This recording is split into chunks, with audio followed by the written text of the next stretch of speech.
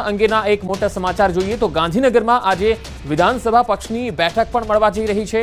નવા મંત્રીમંડળ માટેના નામોને અંતિમ મંજૂરી આપવામાં આવશે, જેમાં અમિત શાહ, જેપી નડ્ડા, સુનિલ બંસલ, વિનોદ તાવડે ગુજરાત આવશે।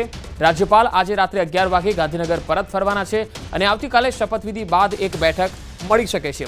નવી કેબિનેટની પહેલી બેઠક બોલાવી શકે છે સીએમ અને આ બેઠકમાં પોર્ટફોલિયો વહેંચણી પર ચર્ચા થઈ શકે છે।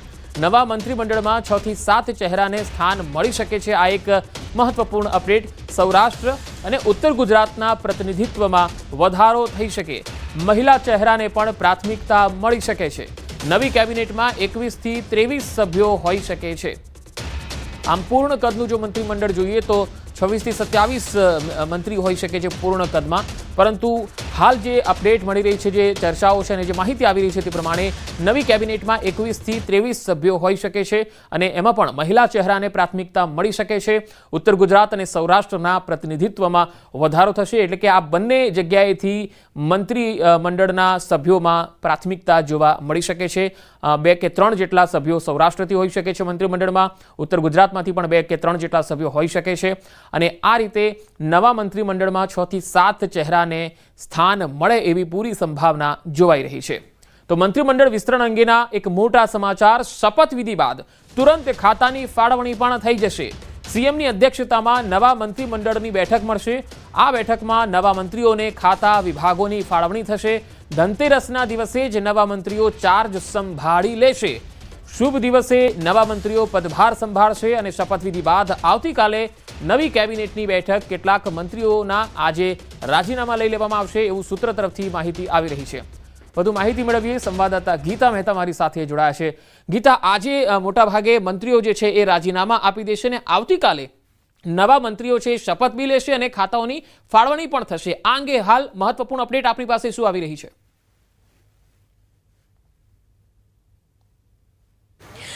જે આજે મોડી રાત્રે કેન્દ્રીય ગૃહપ્રધાન અમિત શાહ સહિત કેન્દ્રના અન્ય નેતાઓ, જે સંગઠનના નેતાઓ છે, તેઓ આવી પહોંચવાના છે ગાંધીનગર ખાતે અને આવતીકાલે સવારે 11:30 કલાકે મહાત્મા મંદિર ખાતે શપથવિધિ સમારોહ યોજાશે। આજે સીએમ 10:15 કલાકે મુંબઈ જવા રવાના થયા છે અને ત્યાં આગળ એનએસસીના એક કાર્યક્રમમાં ભાગ લઈને તેઓ બપોરે 3 વાગે ગાંધીનગર પરત ફરશે। અત્યાર સુધીમાં તમામ જે ધારાસભ્યો છે તે એમએલએ ક્વાર્ટર્સ અને સર્કિટ હાઉસ ખાતે, ગાંધીનગર સર્કિટ હાઉસ ખાતે પહોંચવા લાગ્યા છે, કારણ કે 16 અને 17 બંને દિવસ તમામ ધારાસભ્યોને હાજર રહેવા જણાવાયું છે।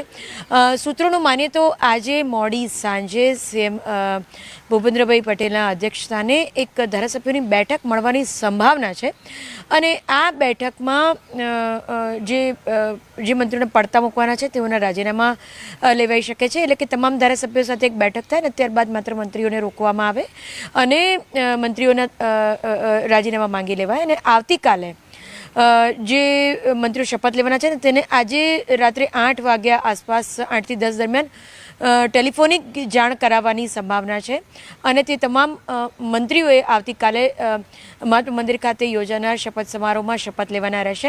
એવું મનાઈ રહ્યું છે કે શપથ સમારોહ બાદ તરત જ નવા મંત્રીમંડળની, એટલે કે વિસ્તરિત થયેલા નવા મંત્રીમંડળની બેઠક, કેબિનેટની બેઠક સીએમ ભૂપેન્દ્રભાઈ પટેલના અધ્યક્ષસ્થાને મળશે અને આ બેઠકમાં જ જે મંત્રીઓ છે તેને નવા પોર્ટફોલિયોની જાણ કરવામાં આવશે। જૂના જે મંત્રીઓ સચવાઈ રહેવાના છે તેમને પણ પોર્ટફોલિયો બદલાઈ શકે છે, નવા જે આવવાના છે તેમને પણ પોર્ટફોલિયોની ફાળવણી કરવામાં આવશે। એટલે આવતીકાલે તમામને પોર્ટફોલિયોની ફાળવણી પ્રથમ કેબિનેટમાં કરી દેવામાં આવશે, કારણ કે રાજ્યના નવા મંત્રીમંડળની, વિસ્તરિત થયેલા નવા મંત્રીમંડળની કાલે પ્રથમ કેબિનેટની બેઠક યોજાઈ શકે છે, જેમાં પોર્ટફોલિયોની વહેંચણી કરવામાં આવશે। મનાઈ રહ્યું છે કે ધનતેરસના શુભ દિવસે આ તમામ મંત્રીઓ શપથ ગ્રહણ કર્યા બાદ ચાર્જ સંભાળશે, એટલે પોતપોતાની કેબિનમાં ચાર્જ સંભાળશે। જ્યાં સુધી તેઓના બંગલાની વાત છે, અંદાજિત 8 જેટલા નવા બંગલાઓની સાફ સફાઈ જે મંત્રીમંડળ નિવાસ છે ત્યાં થઈ ચૂકી છે।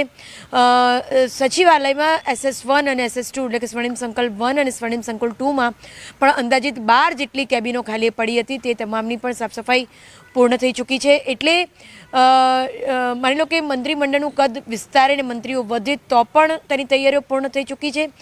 અને માની લો કે 17નું અત્યાર સુધીમાં મંત્રીમંડળ હતું સીએમ સહિત, અને માની લો કે 5 થી 7 જ વધારે છે તો 23 જેટલા મંત્રીઓ વધી શકે છે. તો એટલા બંગલા અને એટલી ઓફિસીસ એ તમામની સાફ સફાઈથી લઈને રિનોવેશનનું કામ પૂર્ણ થઈ ચૂક્યું છે.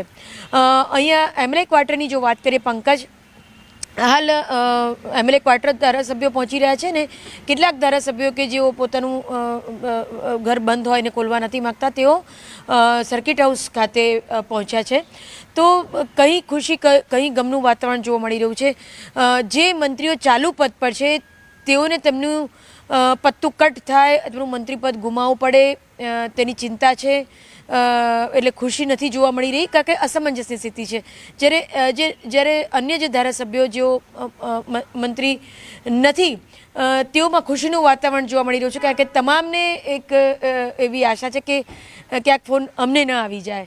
અને અત્યાર સુધી જે કરેલું લોબિંગ છે, જે કરેલા કામો છે એ ક્યારે ફળશે, ખુશખબર મળશે કે નહીં મળે, મંત્રીપદ મળશે કે નહીં મળે, એની એક આશા, અપેક્ષા અને રોમાંચ જોવા મળી રહ્યો છે. એટલે કંઈ ખુશી કંઈ ગમ.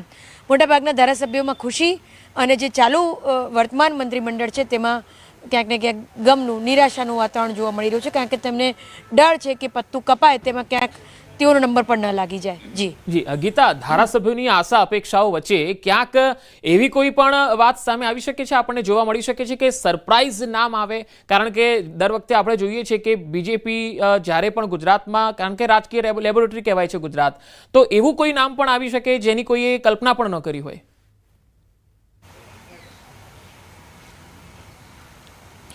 જી, એની શક્યતા પૂરેપૂરી છે, કારણ કે હંમેશા એવું બનતું આવ્યું છે કે જે નામો ચર્ચાતા રહ્યા હોય, ભલે પછી રાજકીય વર્તુળમાં હોય કે મીડિયામાં હોય, એ ચર્ચાતા રહેલા નામોથી કંઈક વિપરીત જ નામો બહાર લાવવાની અને ઘોષિત કરવાની પ્રણાલી ભાજપામાં રહી છે. અને એવું 100% બને કે જે કંઈ પણ રાજકીય વિશ્લેષકોના પ્રિડિક્શન છે કે મીડિયાના જે લોકોની અત્યાર સુધીના તેમના અનુભવોને કારણે જે તે લોકો એક પ્રિડિક્શન કરેલું છે, જે ધારણા બનાવી છે, તે ધારણા તૂટી પણ શકે. એટલે હાલ એવી ધારણા છે કે અત્યાર સુધી જ્યારે પીએમ સીએમ હતા ત્યારે નાના મંત્રીમંડળની તેઓની એક મંશા રહી છે. તો નાનું મંત્રીમંડળ જ હશે, નાનું મંત્રીમંડળ જ હશે એવી એક ધારણા છે, કારણ કે નરેન્દ્ર મોદી એવું માનતા રહ્યા છે કે જેટલું કદ નાનું એટલું કાર્યક્ષમતા વધારે. એટલે તેઓ મોટા મંત્રીમંડળની ક્યારેય ફેવરમાં નહોતા. એટલે એક ધારણા એવી છે કે નાનું મંત્રીમંડળ હોઈ શકે, પરંતુ એનાથી વિપરીત જેમ આપ કહો છો તેમ એવું બી બની શકે કે મોટું મંત્રીમંડળ, એટલે કે 27નું જે કદ છે, પૂરેપૂરું કદ એ છે કે 27 સુધીનું મંત્રીમંડળ હોઈ શકે. તો એવું પણ બને કે તમામની ધારણાઓથી વિપરીત 27 જેટલા મંત્રીઓની જાહેરાત થાય, એટલે 26 મંત્રીઓ અને 27માં ભૂપેન્દ્રભાઈ, એવી રીતે 27ના મંત્રીમંડળની જાહેરાત થાય. એટલે ભાજપના શાસનમાં કશું પણ એવું નથી કે જે પ્રેડિક્ટેબલ હોય. જી, અત્યારે જે વાત છે કે 3 થી 4 જેટલા મંત્રીઓને યથાવત રાખી શકે એમ છે, તો એવા કયા મંત્રીઓ તમને લાગે છે કે જેમના પત્તા નહીં કપાય?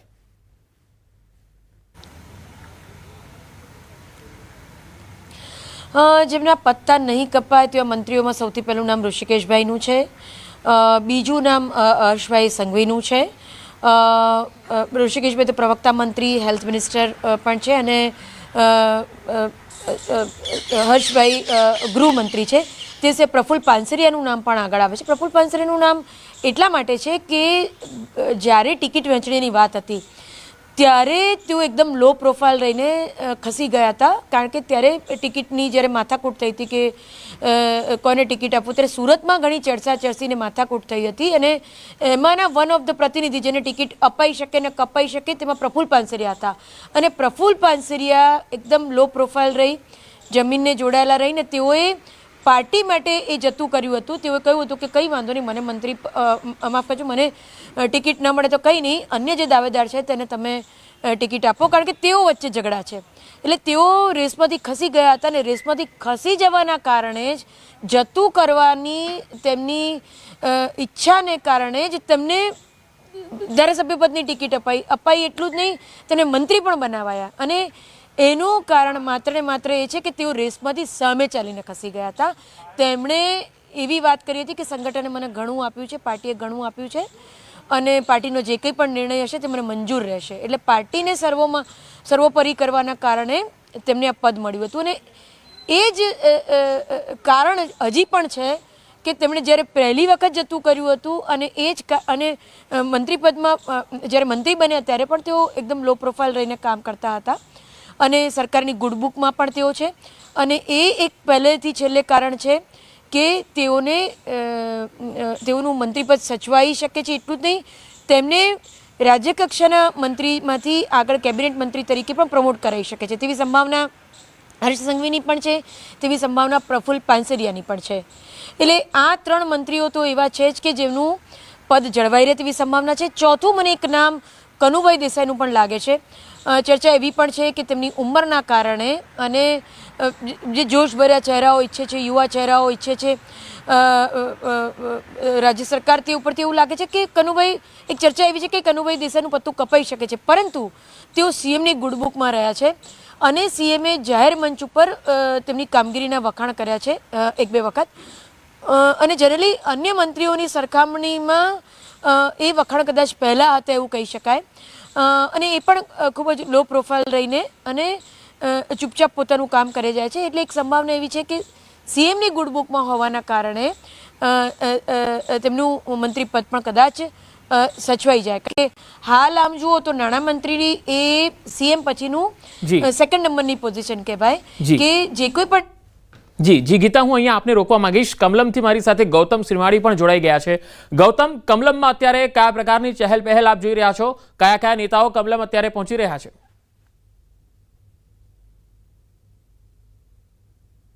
બિલકુલ, આવતીકાલે શપથ ગ્રહણ સમારોહ જે છે તે નવા પદમાનિત જે મંત્રીઓ થશે તેમનો યોજાવાનો છે.